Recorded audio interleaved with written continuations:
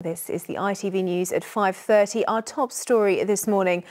After the costliest and closest election campaign in their history, Americans vote today for their next president. Final opinion polls put President Obama about 2% ahead of the Republican challenger Mitt Romney. But victory may depend on which side gets their supporters out to vote in a handful of battleground states. The so-called swing states are led by Ohio, the key to every successful campaign for the White House. Well, in a moment, we'll join our international editor in the States. But first, here's the latest from the final hours of the campaign. Well, to the papers now, and no surprise at all what is making almost every front page. The Guardian's headline, "Battle Until the Bitter End," focusing on Mitt Romney, who will be campaigning today, as we said, to squeeze out those votes in what the paper calls a knife-edge race with Obama. Those appearances, remember, will be in Ohio and Pennsylvania. The Independent says Obama scents victory, but questions if he's done enough. And the Telegraph also seems to call that election for Obama, saying polls showed him as emerging as a narrow but clear favourite when America votes today.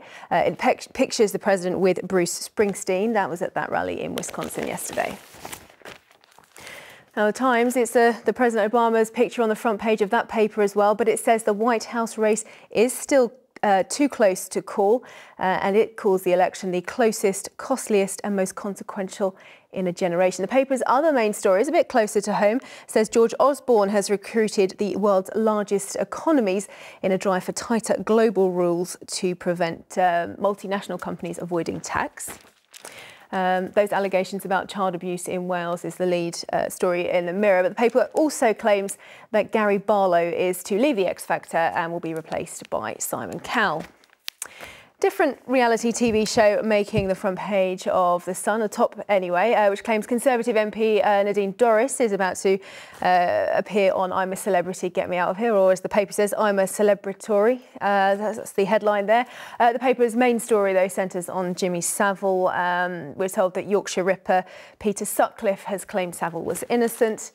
The Mail leads with a story that 9 people who were illegally named by a woman raped by a footballer were told to pay just £624 each in compensation. Apparently, they accused her of making the whole thing up on Twitter and Facebook. And the picture there, rather a lovely picture, if we hold that up there for you, the Duchess of Cornwall with a baby kangaroo on her Diamond Jubilee tour of Australia. The Joey is called Ruby Blue. That's a quick look through the morning's papers for you. Now, as embattled Americans in New Jersey struggle to recover from Superstorm Sandy, they're facing a new hazard, a second winter storm that's expected tomorrow. 800,000 people in what's known as the Garden State are still without power, and petrol is being rationed.